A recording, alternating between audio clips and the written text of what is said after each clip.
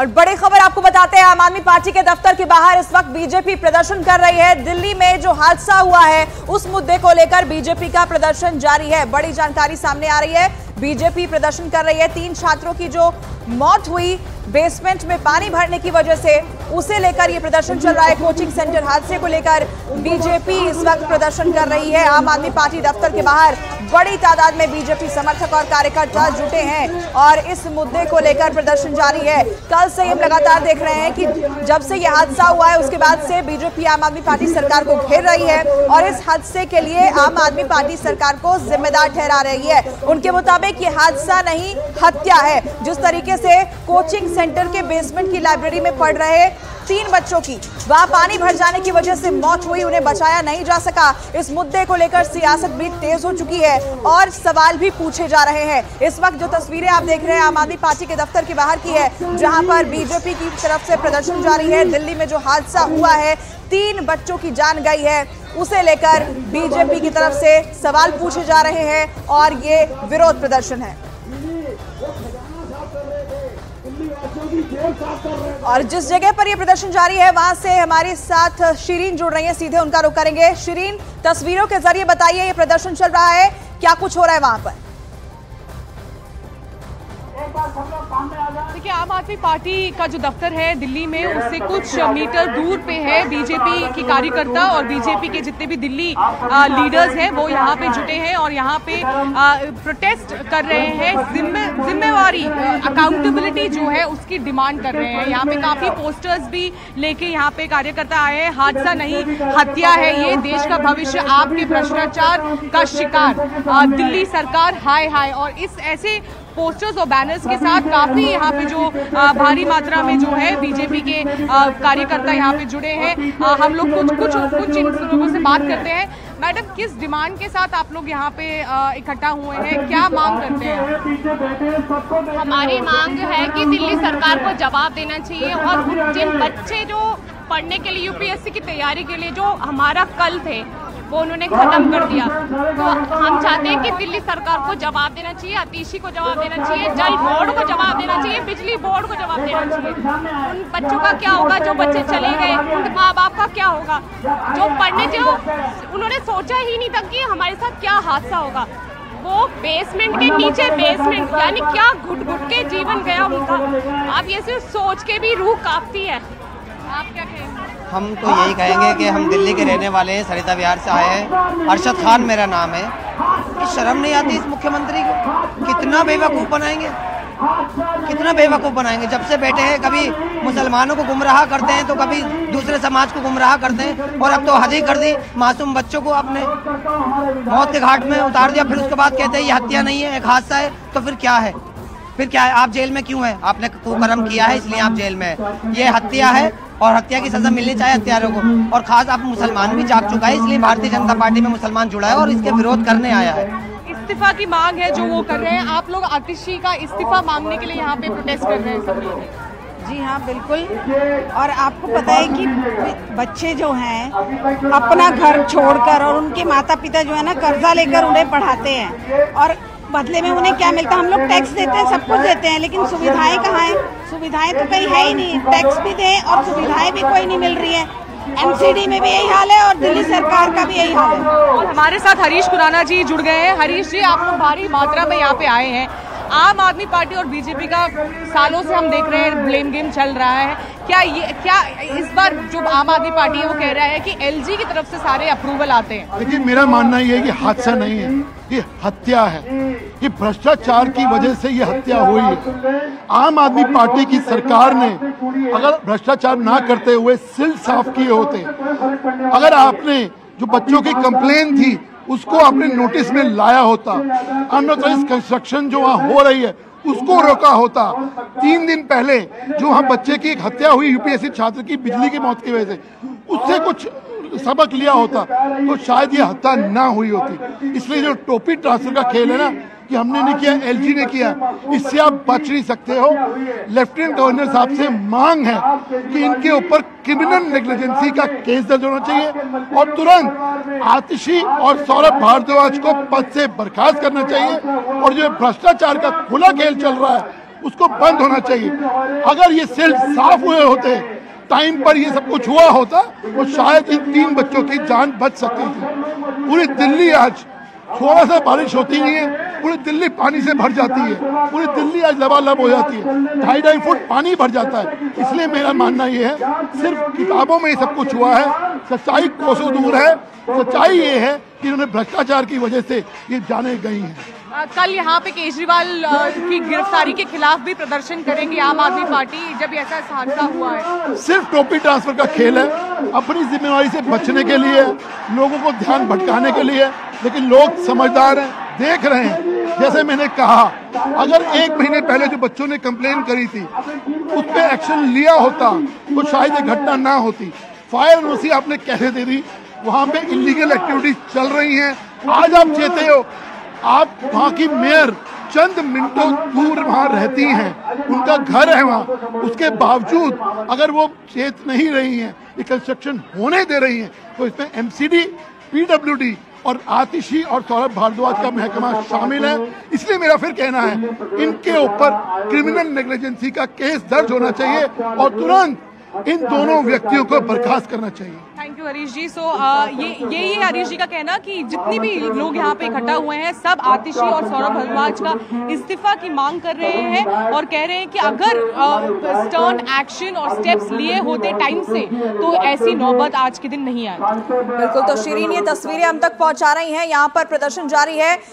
शिरीन, मांग क्या और की जा रही है? जो कार्यकर्ता वहां पर जुटे हैं, क्या एक से ज्यादा मांग है? आतिशी के इस्तीफे की मांग वो कर रहे हैं, जिम्मेदारी तय करने की मांग कर रहे हैं, लेकिन इस बीच गिरफ्तारियां भी हुई है। गिरफ्तारी को लेकर वो क्या कह रहे हैं? देखिए, यहाँ पे काफी लोग यहाँ पे अभी मौजूद हैं, सबके सब जो है कह रहे हैं कि आतिशी और सौरभ भारद्वाज का इस्तीफा जो है वो उनको देना चाहिए और जितनी भी यहाँ पे ड्रेनेज और जितनी भी सीवर है उनको साफ किया जाना चाहिए। ये मांग के साथ यहाँ पे लोग इकट्ठा हुए हैं। मैं कुछ और लोगों से यहाँ पे बात करती हूँ। आप लोग इस्तीफा तो मांग रहे हैं आतिशी और सौरभ भारद्वाज का, लेकिन यहाँ इस मामले में कुछ गिरफ्तारियां भी हुई है। क्या आप लोग मतलब ठीक खुश है जिस तरीके से इन्वेस्टिगेशन जारी है? गिरफ्तारी हुई है वो ठीक है, वो उसके हिसाब से है, लेकिन मेन मुद्दा ये है कि अगर हमारी नाले साफ नहीं होंगे तो वो पानी आएगा, पानी भरेगा और वो बेसमेंट होने की वजह से वो सारा पानी अंदर गया और वो हादसा नहीं, हत्या है। ये बात जेन्युइन है। अगर आप नालों की सफाई करती, एमसीडी के पास नालों सफाई की जिम्मेदारी है और वो अपना काम नहीं कर पा रही है तो वो पानी अंदर गया और उस वजह से हादसा हुआ। तो सिर्फ गिरफ्तारी और सिर्फ इस्तीफा नहीं, जितनी भी ड्रेनेज और जितनी भी सीवर है दिल्ली में उन सबको साफ करना चाहिए। ऐसे जो डिमांड के साथ है प्रोटेस्टर्स यहाँ पे इकट्ठा हुए हैं। ये बस कुछ चंद मीटर्स दूर है आम आदमी पार्टी की हेडक्वार्टर्स से। हमारे साथ एक और दिल्ली के नेता जुड़ गए हैं। सर, अभी तक जितनी भी गिरफ्तारियां हुई है केस में, क्या उससे आप लोग खुश हैं? क्या इन्वेस्टिगेशन सही जा रहा है? हम चाहते हैं केजरीवाल साहब को रिजाइन करना चाहिए, मॉडल ग्राउंड पे रिजाइन करना चाहिए। आपको पता होना चाहिए कि जेल के अंदर कभी कोई सरकार नहीं चलती, मगर आपका जो सत्ता का मोह है जिसकी वजह से ये दुर्घटनाएं हो रही हैं। दूसरी बात, ये घटना क्यों घटी? ये घटना इसलिए घटी कि दिल्ली नगर निगम के नाले सब सिल्ट से भरे हुए हैं, कहीं कोई डिसेंटिंग नहीं हुई। बीजेपी और आम आदमी पार्टी के बीच में है, लेकिन बड़ा सवाल यही है कि इंसाफ उन 3 छात्रों को, उनके परिवारों को क्या मिल पाएगा? और ये तस्वीरें लगातार हम आप तक पहुंचा रहे हैं। देखिए, दिल्ली में आम आदमी पार्टी ऑफिस के बाहर की ये तस्वीरें हम आपको दिखा रहे हैं, जहां पर आतिशी के इस्तीफे की मांग की जा रही है बीजेपी कार्यकर्ताओं की तरफ से।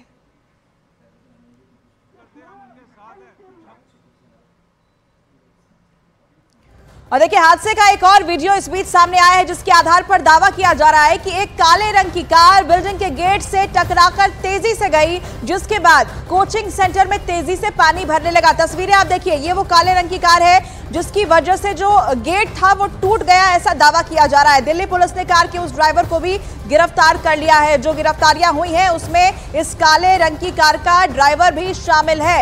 और अब उससे भी पूछताछ इस मामले को लेकर होगी। तस्वीरें आप देखिए, दरअसल कहा यह जा रहा है कि काले रंग की कार बिल्डिंग के गेट से टकराकर तेजी से गई, जिसके बाद ही कोचिंग सेंटर के बेसमेंट में पानी भरने लगा और सैलाब जो अंदर घुसा वो इतनी तेजी से गया कि बच्चों को संभलने का मौका नहीं मिला, किसी को कुछ समझ में नहीं आया। तो दावा यही किया जा रहा है कि पहले ये जो गेट था वो टूटा और उसके टूटने की वजह ये काले रंग की कार थी जो बहुत तेजी के साथ वहां से टकराते हुए निकली, जिसकी वजह से ये गेट टूटा और उसके बाद बेसमेंट के अंदर पानी भरना शुरू हुआ और पानी इतना भरा कि 3 छात्रों की इसमें जान चली गई।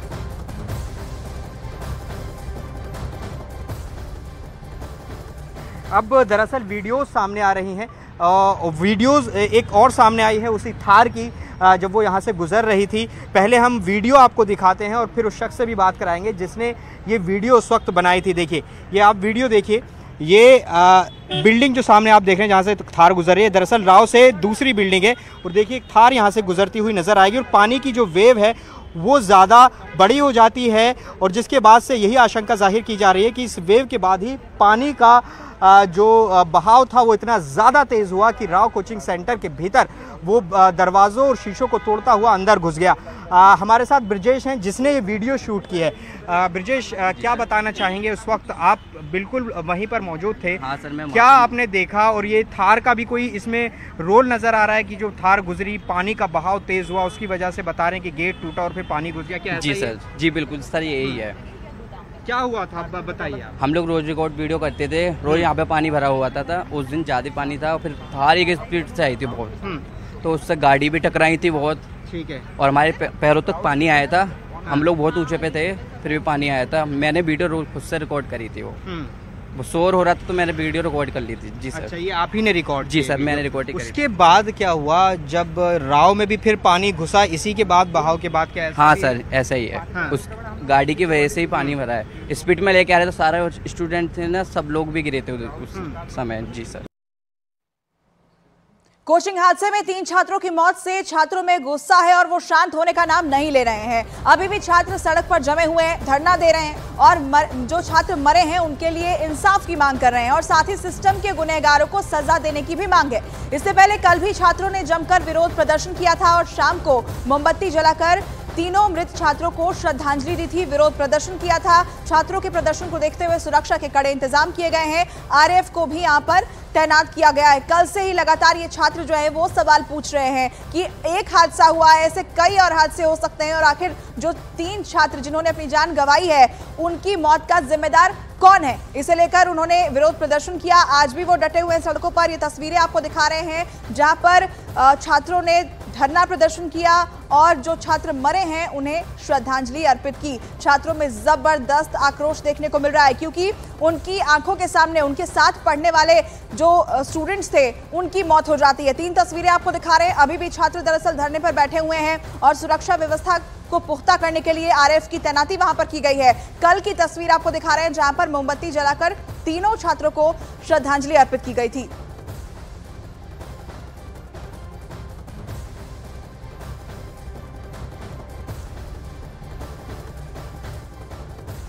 ओल्ड राजेंद्र नगर में गलियों में छोटी छोटी लाइब्रेरी चल रही हैं जो हादसे के बाद से बंद कर दी गई हैं। ऐसे ही लाइब्रेरी की पड़ताल करने न्यूज़ 18 इंडिया की टीम पहुंची। रिहायशी इमारतों के बेसमेंट में ये लाइब्रेरी चल रही है जो फिलहाल बंद की गई है।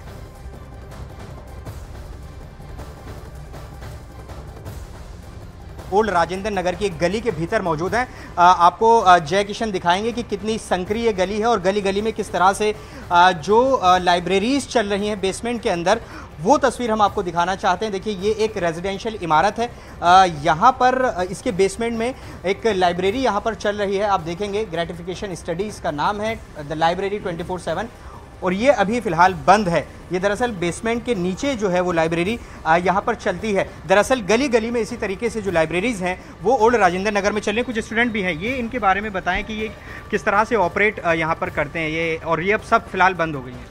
सर, छोटे छोटे बेसमेंट्स हैं, उन्हें लाइब्रेरी में कन्वर्ट कर दिया गया है। रीडिंग रूम्स हैं सर, ये बायोमेट्रिक के थ्रू एंट्री एग्जिट होती है जिसके अलावा कई बार बायोमेट्रिक्स ख़राब भी हो जाते हैं जिसके कारण एंट्री एग्जिट हॉल्ट भी हो जाती है। सर, परमिशन मिली गई है रीडिंग रूम्स बने हुए हैं, चल रहा है। मुझे ये बताइए, बहुत छोटी सी इमारत में देख रहा हूँ और बहुत ज़्यादा बड़ी भी नहीं होगी लाइब्रेरी, कितना सीटिंग अरेंजमेंट इसके अंदर और क्या क्या फैसिलिटीज़ ये अंदर देते हैं? और अगर ऐसा हादसा हो जाए, वहाँ भी बताया जा रहा है कि बायोमेट्रिक थी, वो फंस गए थे वहाँ पर, तो क्या अंदर कितना पे करते हैं, सब डिटेल में अगर आप बता पाएँ। सर सेफ्टी मेजर्स तो ऐसे कुछ ज़्यादा नहीं होते हैं सर।